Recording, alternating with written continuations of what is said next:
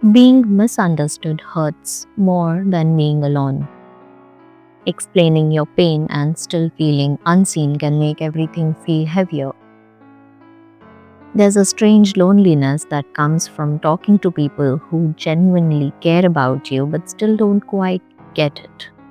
They listen, they respond, they offer advice, and yet something in you stays untouched by the conversation, like it never happened.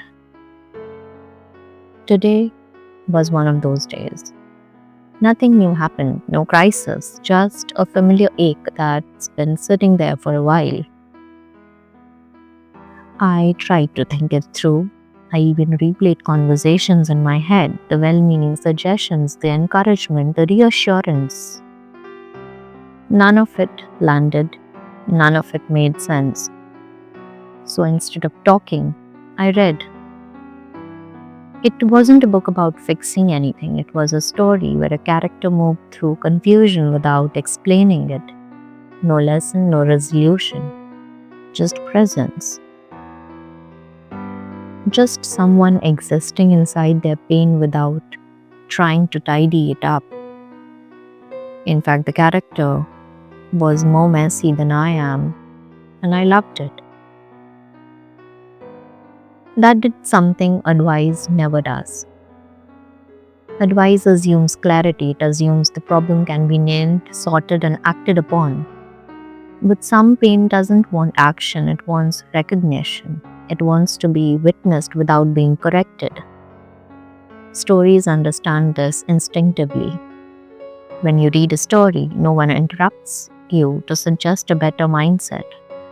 No one reframes your feelings before you've even finished having them.